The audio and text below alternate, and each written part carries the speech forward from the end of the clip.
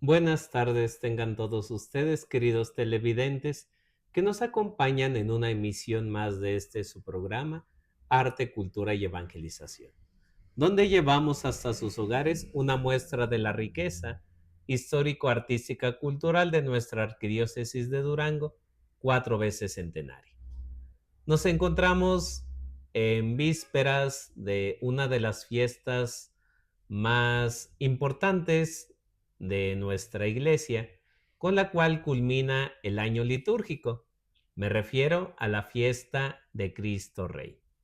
Una fiesta que más allá de solamente una festividad religiosa y litúrgica, ha tenido una gran huella en el devenir histórico de nuestra patria, porque precisamente al promover y al defender esa fiesta, hubo un evento del cual estamos a punto de cumplir 100 años que cambió también el devenir de la historia de la Iglesia en México.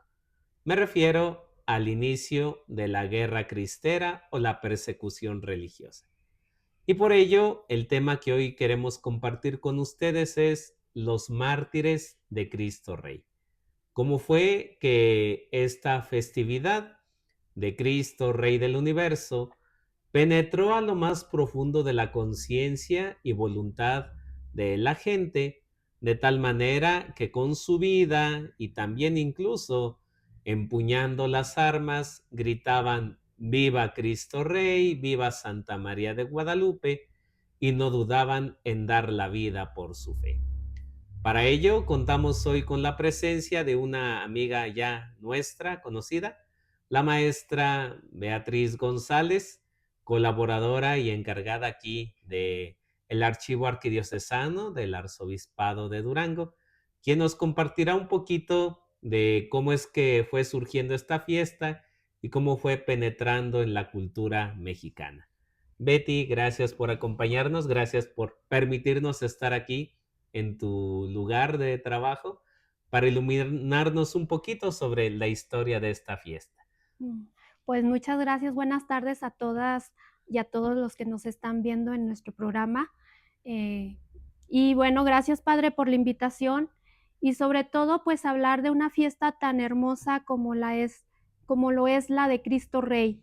Una fiesta que no es nada más la solemnidad al Rey de Reyes, sino que para la Iglesia mexicana pues tenemos una gran unidad con esta fiesta en especial, porque sin la sangre de los mártires que se ha derramado en este país, desgraciadamente por la persecución religiosa, pues no hubiera sido posible eh, toda esta solemnidad que un día el Papa en 1925, un año santo como este, con una encíclica, la Quas Primas, pues él dio a la Iglesia Universal la celebración a Cristo Rey.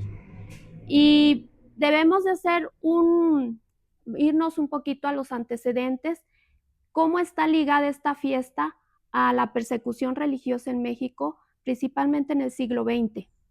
Para esto, pues hay que recordar que en 1891 el Papa León XIII publicó la encíclica Rerum Novarum. Fue una gran novedad, una propuesta teológica de la Iglesia Universal hacia, bueno, al mundo, porque estaba el liberalismo económico en su apogeo. Y por otro lado ya estaban también las ideas comunistas. Y el Papa vio la necesidad de poner esta tercera vía, donde se pone el bien común al frente, no nada más las máquinas, la economía, el capital, sino al ser humano, ¿sí? Y entonces esto creó en la Iglesia mexicana un gran entusiasmo. Ese entusiasmo fue tan grande que los obispos mexicanos hicieron como 6 congresos entre 1900 y 1906 sobre la doctrina social de la Iglesia viene de la Rerum Novarum. Por tanto, los católicos mexicanos se entusiasmaron con esta doctrina y la pusieron en práctica. Varios años después viene la Revolución Mexicana, 1910, Bueno, pues don Porfirio Díaz eh, pues se retira de presidente, renuncia en mayo de 1911 y posteriormente pues ya viene el estallamiento social de la Revolución Mexicana. Sin embargo, si bien es cierto, la Revolución Mexicana tuvo sus bondades porque se le dio voz a la lucha social y a la lucha agraria, pero algo que no es tan conocido tanto por historiadores como en la educación pública no se enseña es la persecución, la primera persecución que hubo contra los obispos entre 1914 y 1919. Los obispos mexicanos estuvieron exiliados de México porque los revolucionarios, principalmente carrancistas, callistas, obregonistas y también los villistas, plaza que tomaban, plaza que perseguían al obispo o a los sacerdotes. Entonces impedían que el sacerdote hiciera su labor pastoral con sus fieles. Y entonces esto hace que finalmente, al no haber condiciones, como no había, era la ley de la selva, pues hacían y deshacían. Una cosa que es digna de recordar es que al obispo en ese momento, el obispo de Durango, era don Francisco Mendoza y Herrera. Y él fue 3 veces privado de la libertad. Los católicos duranguenses pagaron por su rescate y en una de esas ocasiones lo hicieron barrer las calles de la ciudad. El hecho no es que él no supiera barrer las calles, sino es la falta de respeto a la dignidad del obispo. Era como decir, nosotros mandamos y miren dónde está su obispo. Entonces, esas condiciones así las vivieron muchos obispos de México y tuvieron que salir del extranjero o irse a la sierra y esconderse, porque no podían estar en sus sedes. Y bueno, pues esto pasó entre 1914 y hasta 1919 regresan al país. Mientras ese lapso que ellos estuvieron, pues tuvieron que salir de sus diócesis o arquidiócesis, se publica, se promulga la ley, la Constitución de 1917. Esta ley que hizo constitucionalizar con el artículo 130 la persecución al clero mexicano. Esto no se lo platican a los niños en la escuela. Esto es algo que no se dice. ¿Por qué? Porque la revolución tuvo esa persecución contra los obispos por parte de los villistas, de los callistas, de los obregonistas, y eso no se platica, no viene en los libros de texto. Tampoco viene toda la violación a los derechos humanos a mujeres que las violaban, las dejaban, las mataban, la hambruna que provocó la revolución. Si bien es cierto, gracias a la revolución nació lo que conocemos como la clase media, pues también hubo muchos excesos. Y esas violaciones a los derechos humanos, pues no se conocen, no se conocen en la educación que toman los niños o los jóvenes, no conocen esa parte negra de la Revolución Mexicana. Posteriormente, cuando regresan los obispos a México, 1919, bueno, aquí es donde ya empieza, ellos se congregan y dicen, bueno, yo desde mi punto de vista creo que es mi tesis personal, creo que los obispos al conocer que en su exilio se dieron cuenta de cómo constitucionalizaron la persecución hacia el clero, fue una respuesta, el hecho de buscar un cerro a mitad del país y que el obispo de León, Emeterio Valverde, propone el Cerro del Cubilete para erigir un monumento a Cristo Rey, pues fue una respuesta del clero mexicano, una respuesta a decir al gobierno, sí, tú constitucionalizas la persecución religiosa, pero tu pueblo es católico y él sigue al Rey de Reyes. Para mí es una respuesta a esa persecución que ya se estaba constitucionalizando. Y entonces, bueno, pues en 1920 ya empiezan a ver claro con la mirada enojada del gobierno, porque el gobierno pues lo que menos quería era que su pueblo manifestara su fe, el amor al Rey de Reyes. Entonces, en 1920 empiezan a poner la primera piedra, se oficia una misa el 10 de abril de 1920 y entonces, pues consagran al país, los obispos mexicanos consagran al país al Sagrado Corazón de Jesús. También invitan, pues se hace una primera ermita de 9 metros, muy pequeña, más pequeña que la que está actualmente, pero sucedieron algunos hechos que el gobierno pues estuvo muy molesto, ¿no? Molesto porque dijeron, o sea, van a hacer un monumento a Cristo Rey, pues vamos a ver la manera de destruirlo. Enviaron una incipiente, a la incipiente, mandaron al ejército pues a rafaguear el monumento, no lo tumbaron, sí lo dañaron, entonces los obispos decidieron hacer una más grande y bueno, invitan al delegado apostólico y ese mismo día le avisan al delegado apostólico que tenía que salir del país, tan solo por ir a poner la primera piedra y bendecirla. Entonces, era un momento muy tenso, la década de los 20, del siglo XX era muy tensa entre los católicos mexicanos y el gobierno. Entonces, esto hace que ya empiecen las fricciones. Recordemos que también en la Basílica de Guadalupe ponen una bomba. Así es. En un ramo de flores o en un florero, no sé cómo la llevaron, lo pusieron, y pues un Cristo que estaba por ahí está doblado, y ahí está la evidencia de que Justamente en el 21, si mal no recuerdo, se cumplieron 100 años de ese atentado. Así es. Sí. Entonces, el gobierno estaba tratando de minar, porque su idea, si uno lee las discusiones al constituyente de 1917, lo que querían los diputados era crear una iglesia católica nacional. Querían separar a la iglesia católica al clero de Roma. Entonces, su idea siempre fue intentar bombardear, presionar, perseguir, acosar a los obispos mexicanos. Entonces, por eso hacían ese tipo de acciones. Sin embargo, pues se siguió construyendo el monumento a Cristo Rey, y el Papa en 1925 pues sale la encíclica Quas Primas, en la cual el Papa, sabiendo que México había pasado ya por esa primera persecución a los obispos y la idea que habían tenido de hacer el monumento a Cristo Rey, pues él emite esta encíclica, y creo que fue darles un abrazo a sus hermanos obispos mexicanos.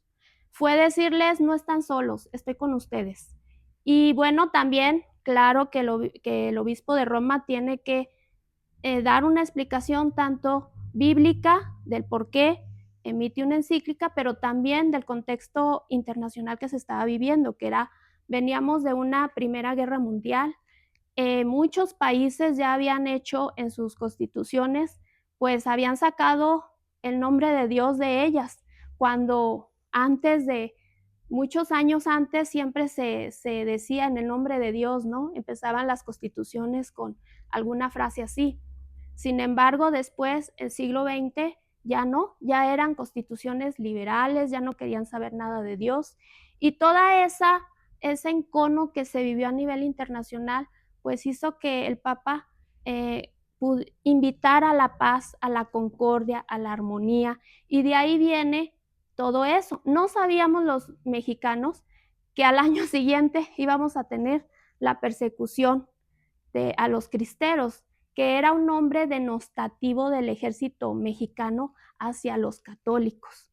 No es como ahora lo conocemos, que cristero, pues sabemos que murió por Cristo. No, era de parte del ejército mexicano, era despectivo, era burla, era decir, los cristeros, o sea, me estoy burlando de ti porque crees en Cristo. Y entonces, bueno, pues viene esa gran persecución, y eso no quiere decir que en la Revolución Mexicana no hayan muerto personas por la fe. Sí murieron, pero son anónimos, porque no hay expedientes, documentos que nosotros podamos conocer quiénes eran.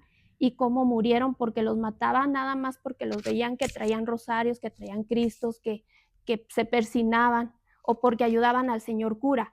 Entonces no había forma de tener un sustento, una fuente que nos diga a nosotros los historiadores si pasó eso. Pero tan solo de saber el acoso que sufrieron los obispos mexicanos durante la Revolución Mexicana, pues se sabe que por ende que mucha gente murió en nombre de Cristo. Entonces viene la cristiada, lo que conocemos 1926, 1929, pues ahí sí, ya Calles se desató porque cuando había sido gobernador de Sonora, ya había hecho ese experimento en su estado. Pero ya como siendo como presidente, dijo, bueno, pues vamos a sacar lo que conocemos comúnmente como la ley Calles, que jurídicamente hablando es un reglamento al artículo 130. Y bueno, pues lo puso en práctica y esto generó pues los primeros mártires, que son nuestros santos mártires duranguenses, en el mes de agosto, ¿verdad? 14 de agosto ahí en Chalchihuites. Y bueno, pues de ahí en adelante siguió corriendo la sangre de los mártires mexicanos, ¿no? Duranguenses y mexicanos que murieron por la fe. Entonces creo yo que por eso ese grito de Viva Cristo Rey y Santa María de Guadalupe, pues se nos hace, bueno, hasta se me enchinó la piel ahorita que lo repetí, porque nos hace sentirlo más nuestro, porque de verdad la sangre de nuestros mártires ha dado frutos, pero han muerto muchos por la fe. Sí, Betty, tienes razón y cómo es que toda esta génesis viene prácticamente desde la independencia, si nos remontamos, Ujú, como el gobierno en turno, el gobierno independiente quería el patronato, quería controlar a la iglesia. ujú.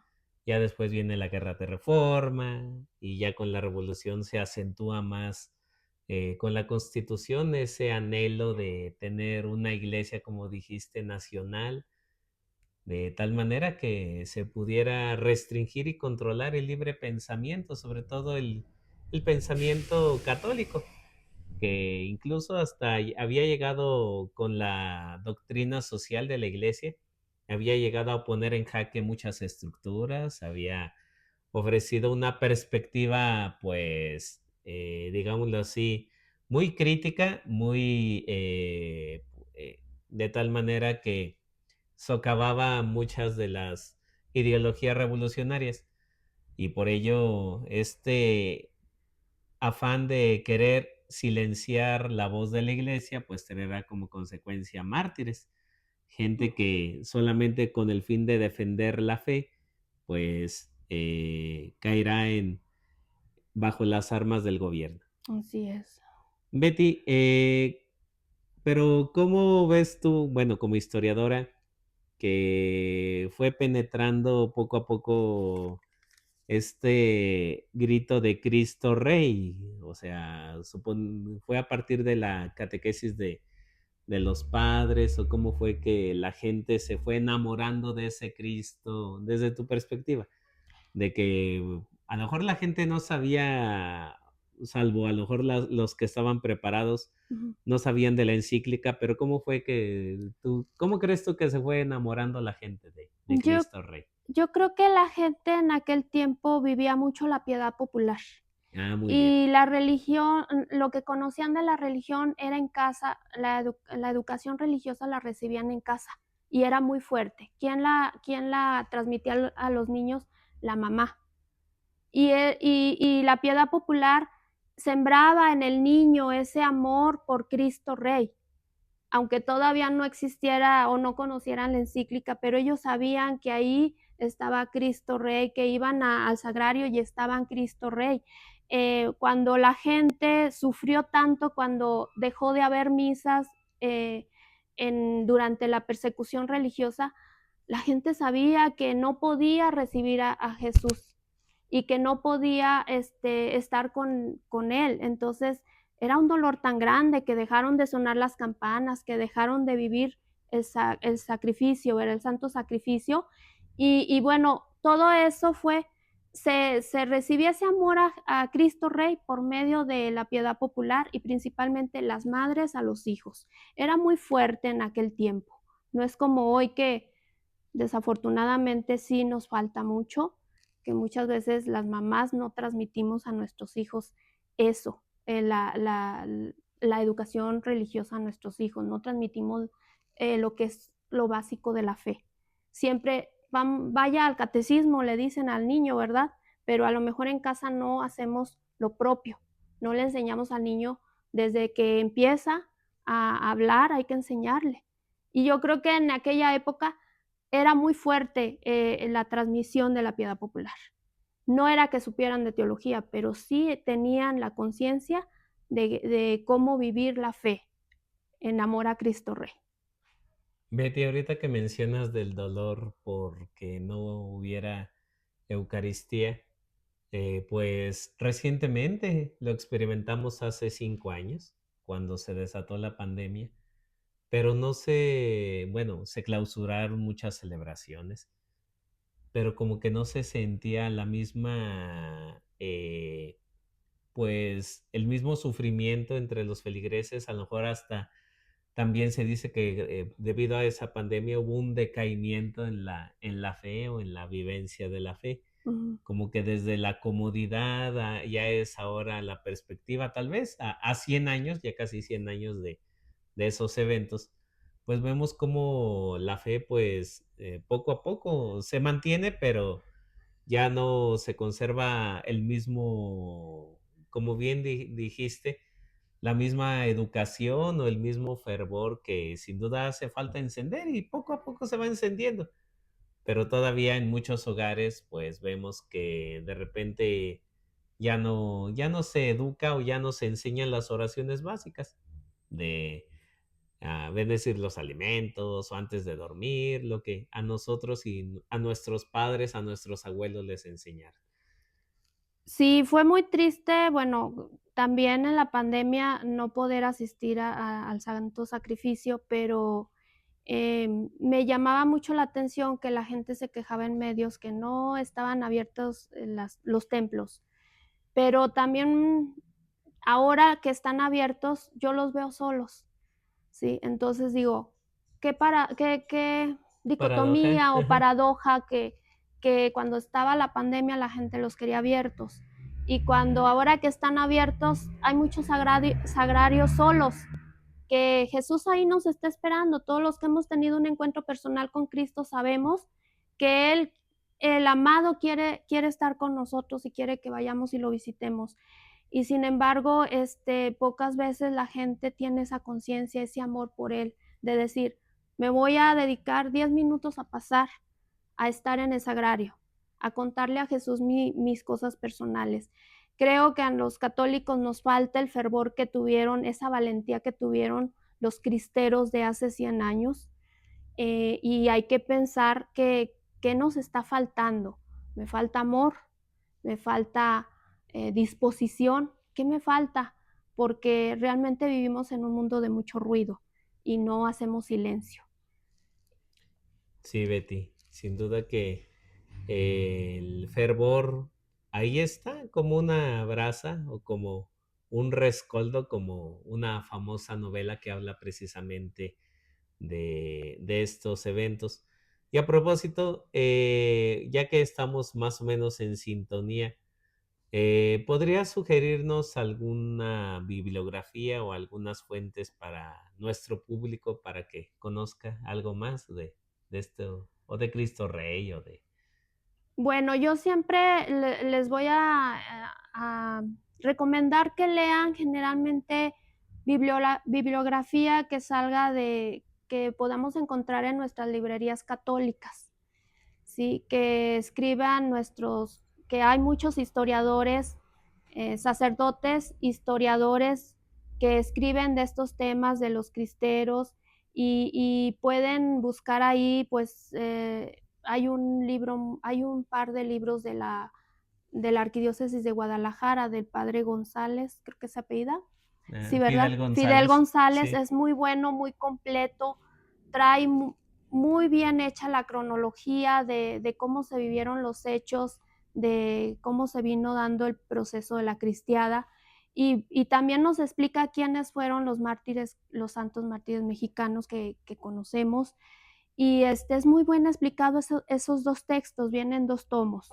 Yo les recomendaría esos 2 tomos. También hay, bueno, váyanse, pues, varios sacerdotes escriben sobre la cristiada, también Javier Oliverio Rabasi tiene libros sobre la guerra cristera, esos están creo que en Amazon porque es un sacerdote argentino. Busquen primero bibliografía de sacerdotes católicos. Después ya pueden abrirse un poquito más pues a investigadores como Leon Meyer, Seculares, ajá. como Meyer, pero primero lean a los católicos la visión de lo que dicen nuestros hermanos sacerdotes católicos que les interesa, que se conozca desde nuestra visión lo que pasó en aquel tiempo. Es importante que primero conozcamos esa visión y después podemos abrirnos con un criterio ya más formado sobre otros investigadores que escriben sobre lo mismo, porque luego cada investigadores seculares tienen, bueno, investigadores que no son católicos, pues luego sesgan la información y si no tenemos no tenemos bien conformado nuestro criterio, podemos ser influidos de una forma no ideal, ¿sí? Entonces yo eso recomiendo. Y bueno, pues no olvidar que la fiesta de Cristo Rey nos hace saber que estamos y estamos en la Iglesia Universal, pues que Cristo Rey es el Rey de Reyes y que con Él vamos a tener la paz, ¿sí? Y que, bueno, pues como usted ya lo dijo al inicio, Padre, es una festividad que en un inicio se propuso para el último domingo de octubre y a partir de la década del año 1969 creo que se cambió al último domingo del año litúrgico, porque como sabemos el ciclo del año litúrgico tiene ciclos y bueno que sabiamente el Espíritu Santo, como siempre, ilumina a nuestros pastores y lo pasaron al último día del año litúrgico que pues creo que es la culmen, ¿no? De la festividad del año litúrgico. Eso no quiere decir que no haya otras fiestas igual de importantes, pero siempre tener en nuestra mente que el Rey de Reyes es Cristo Rey. Gracias, Betty. Aquí en la gente que nos está viendo pregunta, ¿se tiene algún registro de mujeres cristeras dentro que, bueno, de las que tú conozcas? Bueno, no hay, desafortunadamente el ejército destruyó documentos que podrían hablar de detenidas, etcétera. Hay algunos pequeños recortes en la hemeroteca de Durango, donde hablan de mujeres que fueron detenidas por salir a la calle a rezar el rosario en esa época, pero luego las detenían y luego las soltaban porque pagaban una fianza, ¿no? Digamos así.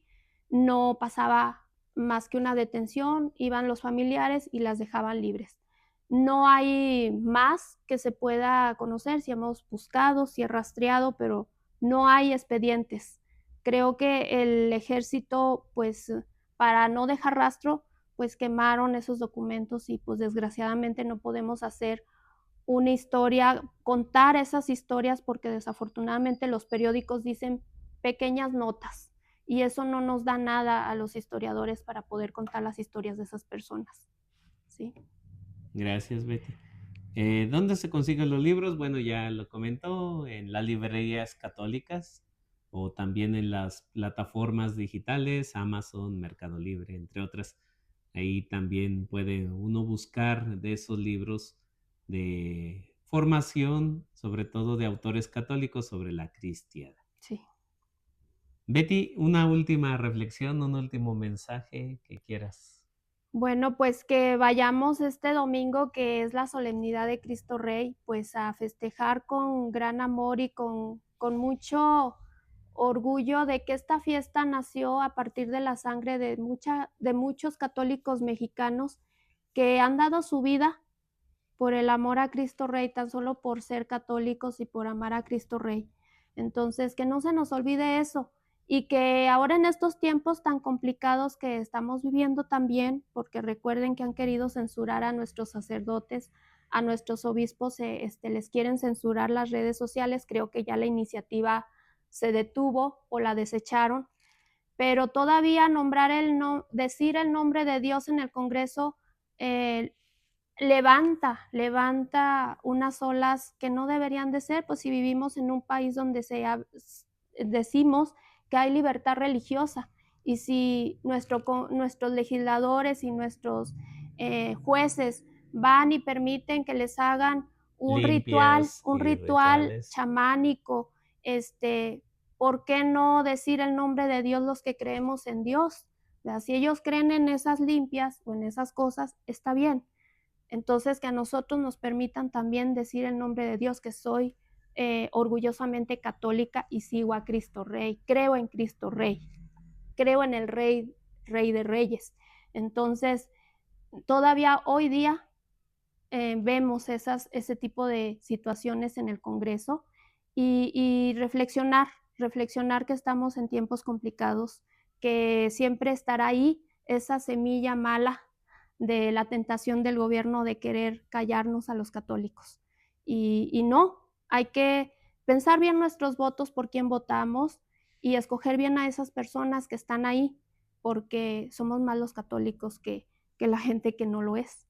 Entonces, reflexionemos siempre que demos nuestro voto y vayamos a vivir la fiesta de Cristo Rey con amor, con alegría, orgullosos de, así como lo hicieron nuestros cristeros que dieron la vida por Cristo Rey, nosotros también salir, porque gracias a que ellos dieron la vida, nosotros podemos salir a la calle y decir, viva Cristo Rey y Santa María de Guadalupe.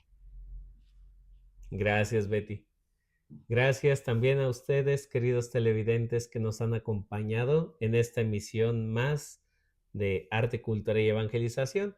Agradecemos también a nuestra colaboradora Gaby Juárez por la transmisión de este programa y los esperamos el próximo jueves en punto de las 5 de la tarde en este su programa Arte, Cultura y Evangelización.